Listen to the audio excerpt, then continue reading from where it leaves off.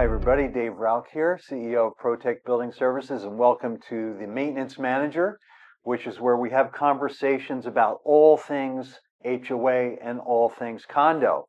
And today I am lucky because I'm joined by Martha Perkins.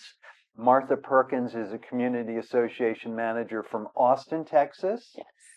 And prior to Austin, she was in California for quite a few years. Almost quite a 17 few years. And has high-rise management experience, which is really interesting because next week is the 5-year anniversary of the collapse of Champlain Towers. So we're going to cover what happened there a little bit today, and Martha's advice to boards and managers on how to deal with a situation similar to that. And so anyhow, before we get to that, let's swing to Martha and see what you're doing. You're living in Austin. Can you just tell us a little bit about yourself and Sure. your company and the community you manage? Absolutely. I am with Cohere Management, which is actually based out of Arizona, a nationwide company that specializes in large-scale master planned communities. I'm currently on a developer-controlled 55 and up master plan community just outside of Austin. Right. And what's it called? It's called Kissing Tree Master Community. If you're in the golf world, you will know it. The golf course is managed by Troon, so everybody comes from Troon to do golfing there. It's a great community. It reminds me a lot of someplace I would have wanted my mother to go live. And stuff. It's 55 and up. There's 2 sub-associations that are condos, but for the most part, it's small traditional homes for those looking for their forever home, but ready to have a community. And how big are the lots? These are fairly. They're 40 to 60-foot lots. They're not huge. The whole purpose of it is less maintenance for everyone, and they have most of the homes are 2 to 3 bedrooms. It's developed by Brookfield Residential Properties, and so they have a niche in the 55 and up community and building those developments. So this sounds to me like it's a lot easier to manage than what you used to manage in LA. Is that correct?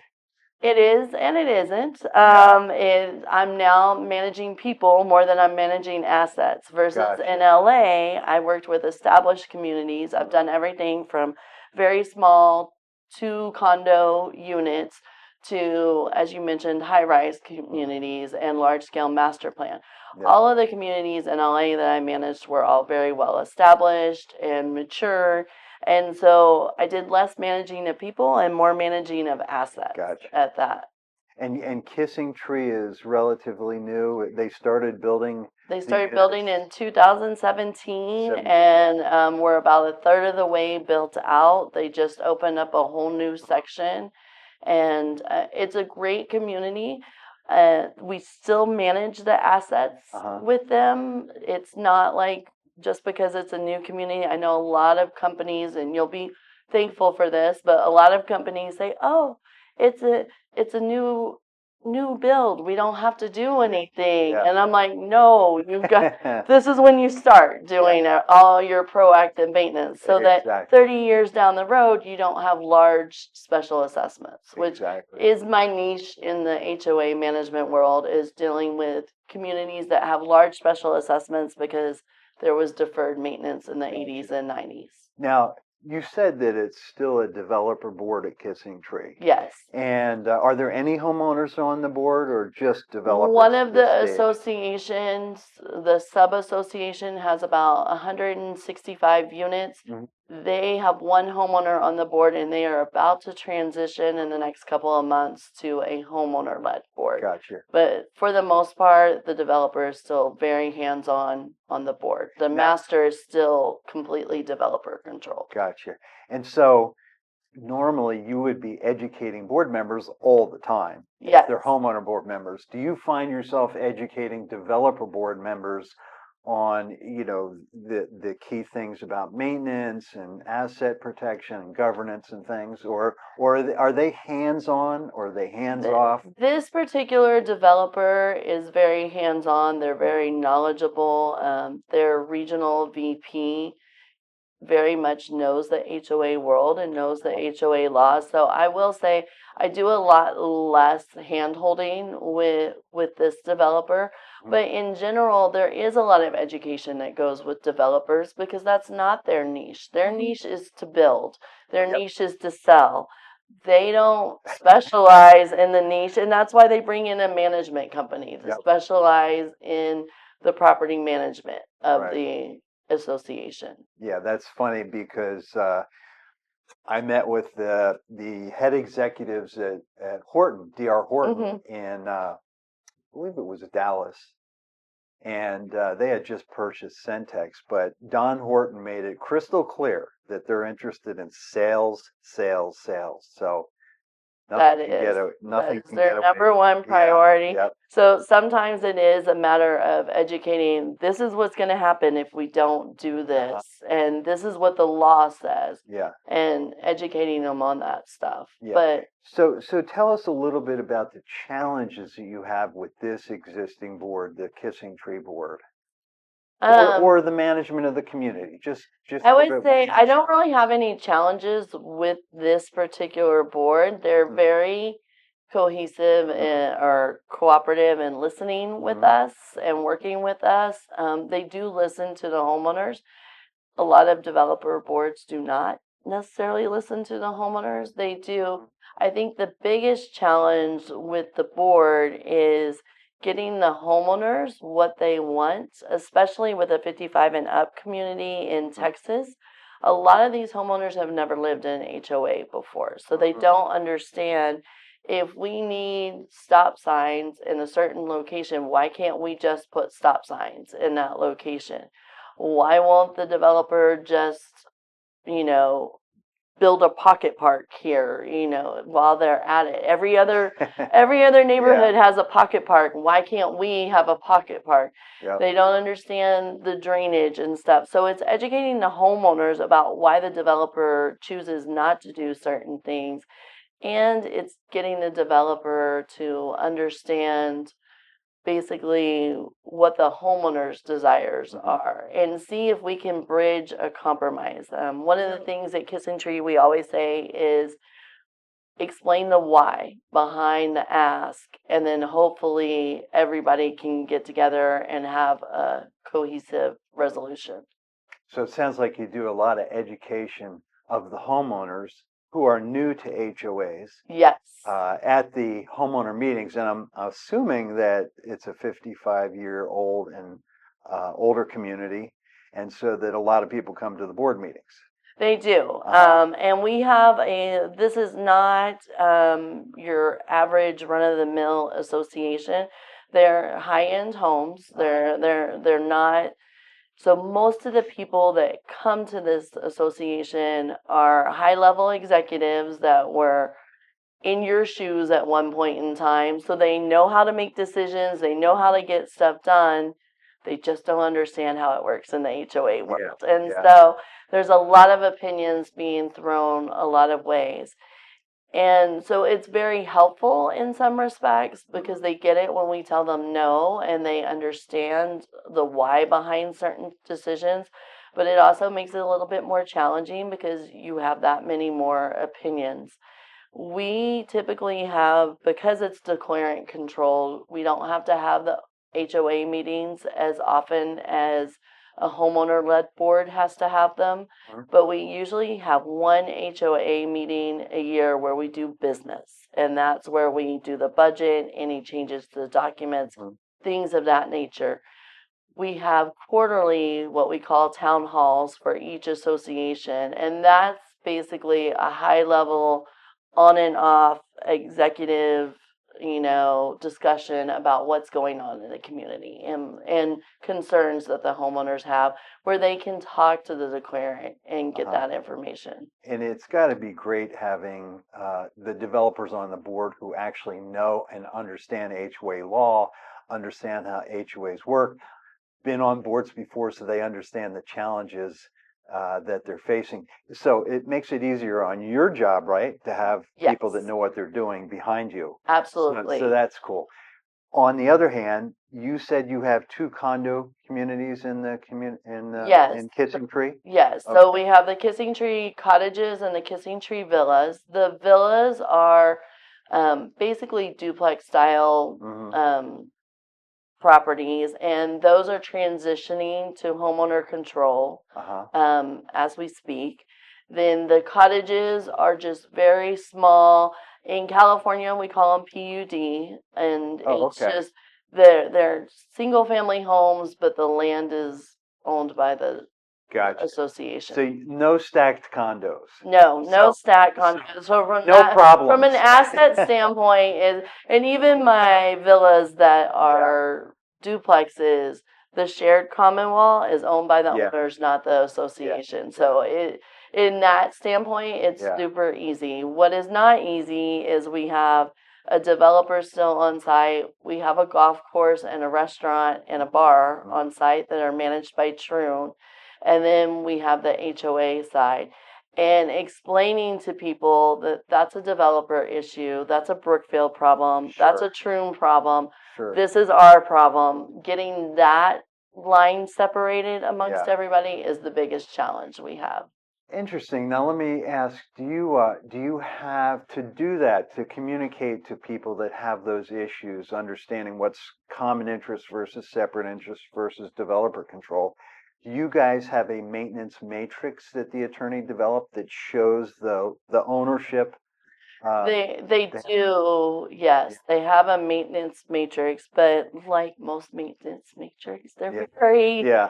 law and they're not detail oriented. Do you have a maintenance manual that We do not have a yeah. maintenance manual. That is what I we know need. we wrote those for Brookfield in California, but California obviously has SB 300, which is a law which requires the manuals in California. Right. But those manuals are great help for you to communicate to owners, who owns what. And so, Right. And I'm very familiar with those manuals because I've worked with other associations when I was in oh, California you did. that had your manuals. Oh, cool. And so I have an assets team. Kissing Tree, actually, Foreign Association has a fairly large staff. We have about 22 employees Wow. on site, and 7 of those employees are asset management, the maintenance team. And Yep. so those people are developing an proactive kind of maintenance schedule and preventative maintenance.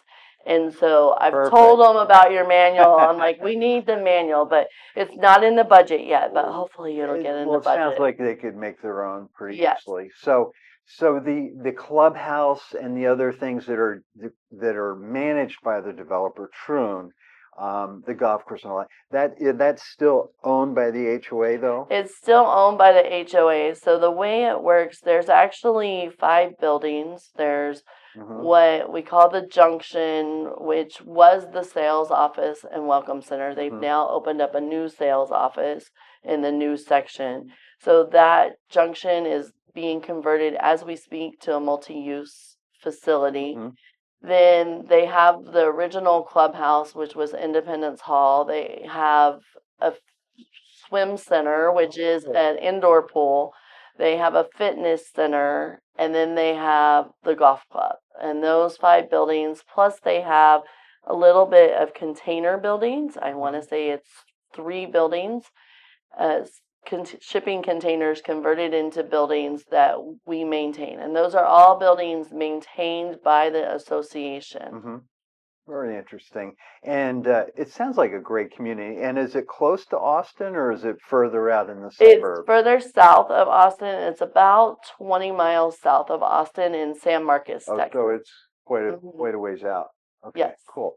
Well, let's switch gears. Unless you have anything else on Kissing Tree, which sounds like a great place to No, work and a great place it's to a live. great place. Even if you don't want to live there, come play golf there. So it's Yep, fun. at Troon course, it must be good. Let's switch gears and go back to your history in California And because I know you and I are doing a presentation tomorrow for FCAR, Foundation for Community Association Research, where we're presenting this new report called Built to Last Strategies for Extending the Economic Life of Community Associations. And this was fun to write, and it's going to be fun to promote tomorrow because it comes and it's tomorrow. super helpful. Yeah. And so you and I are going to be doing that tomorrow. And while we were doing that, I learned that you managed a high rise in LA that had some problems similar to Champlain Towers South. Yes. And you were successful in communicating to the board to get that stuff done. So can you just take us back and maybe paint a picture of that one community? Absolutely. I started with them, I want to say in 2019, might have been 18. And when I got to the building, the very first thing I noticed as we were doing a tour of the building, in the parking garage, there was spalling all throughout Spalling concrete? Spalling concrete all throughout the ceilings.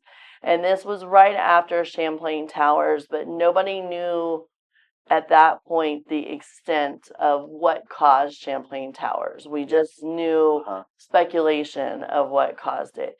So I noticed the spalling, and then they were telling me about these leaks. They had, on average, one unit had a leak every week, like a week.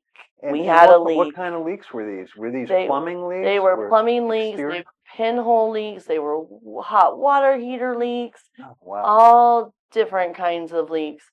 And come to find out, previous board members had been told that the building had been replumbed. They replumbed one main line that went up. This building was 11 stories high. And so it went up the whole 11 stories. But none of the lateral lines were replumbed. So they had the original galvanized plumbing that was 40 years old. Gotcha. And nobody had raised the assessments in the 80s and 90s. They did start catching up the assessments in the early 2000s, but by then the damage had been done as far as catching up. Let me ask, though, it was 11 stories high, and how old was it? It was built in the 70s, so it was 40 years old. So it was older than Champlain Towers, which was built in 1980. Yes. So it was 50 years old or so. And what city? You don't have to tell us the name of the community. It's city on the border. It was actually, no, it was in LA, Beverly Hills. It's literally the border of West Hollywood, Beverly Hills, and Los Angeles, right? In that neighborhood. Nice area, lots of money. They just didn't believe in throwing the money into their building. In addition to the plumbing issues and the spalling, which were the major issues, the interior was outdated. The balconies were not to code. The pilasters. The railings. They were only 3.5 feet tall. So if I went out there, I'm all legs. So when I went out there, it was just above my knees and so I could see if you were drinking, having a party, and just a little bit tipsy and hit just the right way. It was very possible for somebody to flip over. And then the spacing wasn't 3.5 inches, it was 5 inches between the railing. Yeah, it needs to be 4. With wrought iron railing. And so it just wasn't to code, which was fine with the city, but it wasn't fine with the insurance company. So the insurance company wanted their balconies brought up to code, which that started us down the rabbit hole of, well, I can't even fix the balcony railings until we fix the plumbing. I can't fix the carpet and the paint and the outdated interior until we fix the plumbing. And it all just cycled back to we have to fix the plumbing. And I agree with you. The plumbing is the most important thing. But how did you know that? Because of experience? Just because of my previous experience and the amount of leaks that they had. I think within the first month that I was there, we had 5 separate leaks that the current building engineer and I were tackling. Wow. And I know that building forwards and backwards because there were so many problems. I didn't have an option but to learn the building really, really quickly. Wow. And about that same time is when all the reports about Champlain Towers and exactly what happened with Champlain Towers came out. Mhm. It was also around that same time frame that the laws changed in California requiring the balcony inspections. And even though this was not a wood structured, it was steel, um, all the wood structures were coming. So we were learning about balconies and learning all the laws and things. So really, I want to say 2018, 2019, the HOA industry was learning the importance of infrastructure of buildings at that same time. And so as I'm uncovering this wormhole of problems that this building has, I'm learning what it means down the road. And what I learned is this building had the exact same structure as Champlain Towers and the exact same problems. They weren't on the water like Champlain Towers was, but they had rebar they had an above ground pool that was above their parking structure. Oh, on the podium A deck. podium deck pool that was above the parking structure. That waterproofing was failing, which was causing the spalling in the parking structure, which, as we've learned from Champlain Towers, means that your rebar is now rusting in the interior. And so I just knew it was a matter of time. And so because of all the circumstantial evidence that was out there in the world and the knowledge that was coming into the HOA industry, I was able to educate the homeowners. This is what needs to be done. This is what happens if we don't take care of it. And so the board at that time, it was a great board. They were like, let's get it all done. Let's do one very large special assessment. There was a community down the road that had done the exact same thing. Oh, great. And so they were like, they did it. It was huge. Some people couldn't afford it and they moved out. But then once they did it, the home values tripled. And so that's what they were looking at.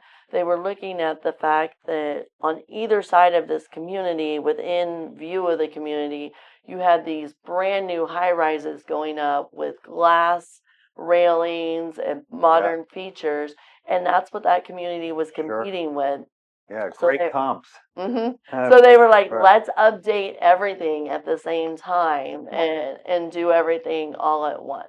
So you had a cooperative board. I had a cooperative board. What I didn't have was a cooperative homeowners. Yeah.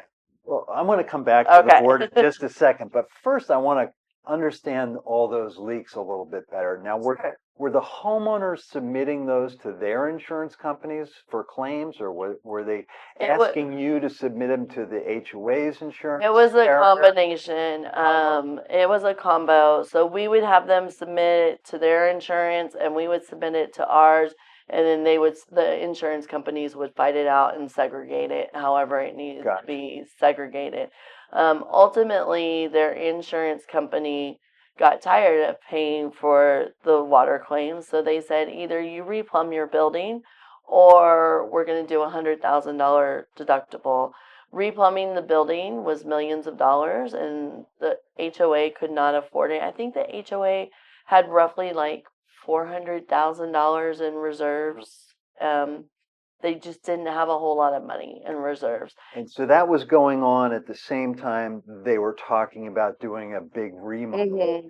And so obviously the plumbing was probably one of the most expensive components of that remodel. Yes, the plumbing and the balcony. How did that all happen? How did you orchestrate all of that?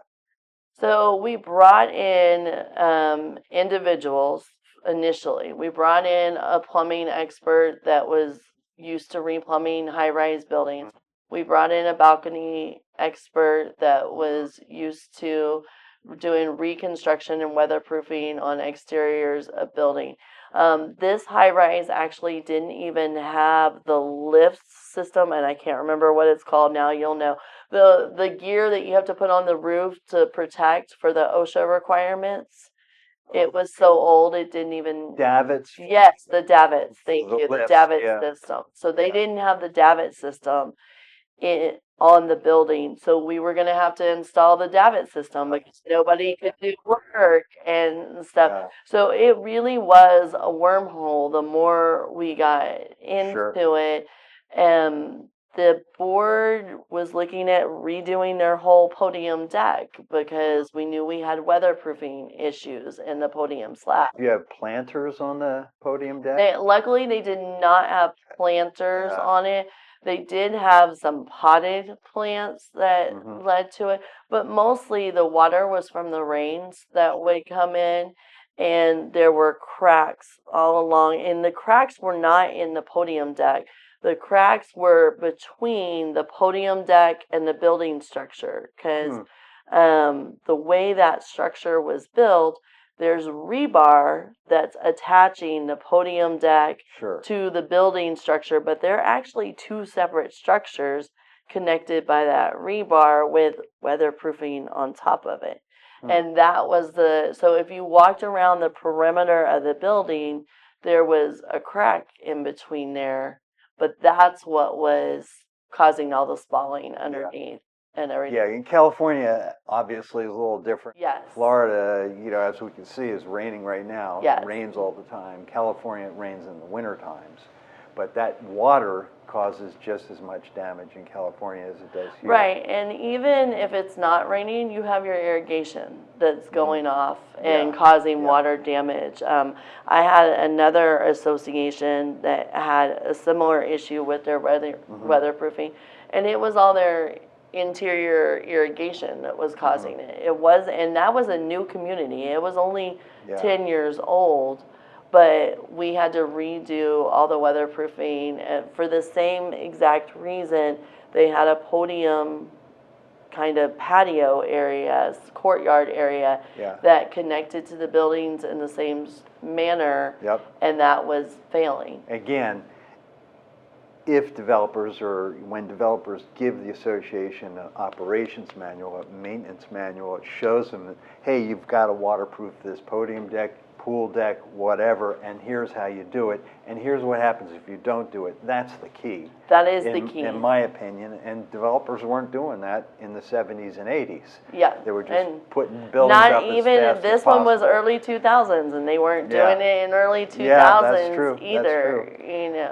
That's true. Let's go back to the board of directors, which was, all gung-ho on remodeling the building. So were there any interesting things about how that whole process went for you?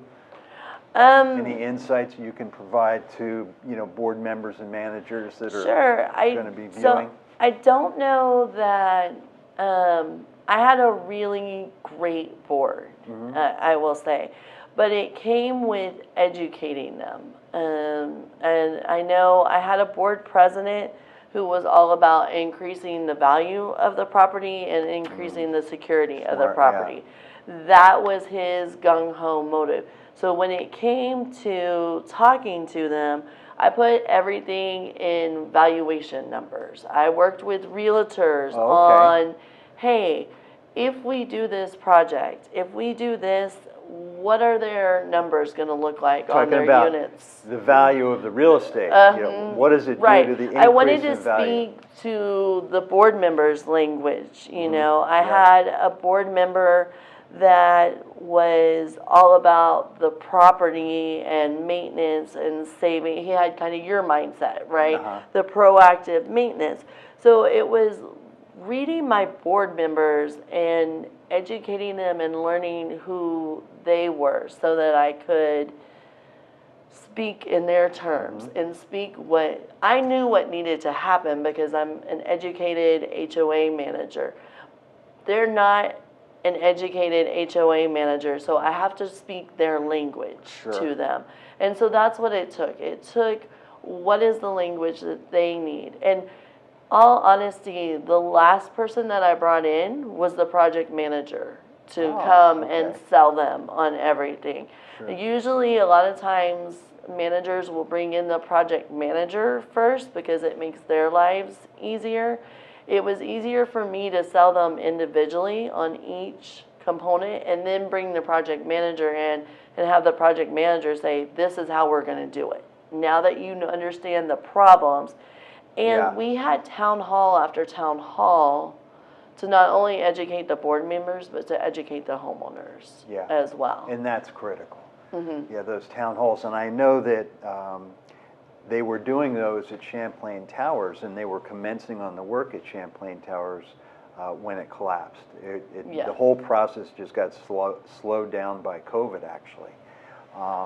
But you were lucky in that you didn't have a board that was faced with having to special assess and not wanting to do it. They wanted to do it. They wanted to do it, and they knew it was going to be a large special assessment, but they knew the benefit of the plus side of it once we got over that hill. And yes, I was very beneficial in doing that. But I've had in the past, I've had board members that where we cannot raise assessments. Yeah. We have a lot of seniors that live here, and they're on a fixed income, and we just can't do it. And so those boards, it's all about educating. If we don't do it, here's what's going to happen. You're not going to pay a $2 million special assessment project. You're now going to have a $7 or $8 million special assessment project. And how is that going to hurt you? Let's get ahead of the curve instead of chasing our tail every time. And that's all you can do. All you can do is explain to them what's going to happen if they don't do it. And unfortunately, I hate to say it, but look at Champlain Towers as an example. And that's the last thing we want. And they actually they had come around, they were doing the work and in process when it failed. But who wants to say, oh, we were doing the work, it's just too little, too late? Yeah. No one wants that. But there's a big difference between working with a board that understands real estate values and that when you put $1 in, you get $2, $3, $10 out. Right. That's a great board. And that was the advantage I had because I had a board president who was of that mindset. He was actually a real estate investor and had rental properties all over LA. So he understood that, and he was able to help me educate. But again, it was just educating, the one board member that it was all about the maintenance. Getting those experts one-on-one to meet with the board one-on-one and to have that was crucial for that person and turning his thinking around. And, it really was making them understand and not even, I was going to say making them believe, but it's not even making them believe. It was making them understand that it's not Chicken Little. The sky really is falling here. Like, you guys have to do something or else your building's going to collapse. Yeah, or just go to zero in value or a lot less in value. So that is such a great message for managers out there and boards that if you've got homeowners that are on fixed incomes, you have a harder lift. Yes. Much more difficult job, but you have to, you can't make them do it, but at least you can do your best to explain to them what's going to happen. You have to educate them, and it just means that you have to stretch out.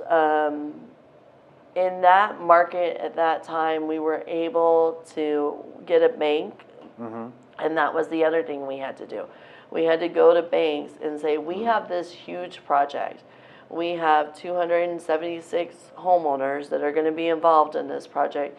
How can you stretch out the loan for us so that we can make it affordable for our homeowners? Oh, that's great. And what I've learned too, just being in the industry, a lot of the homeowners can afford it. They just think they can't.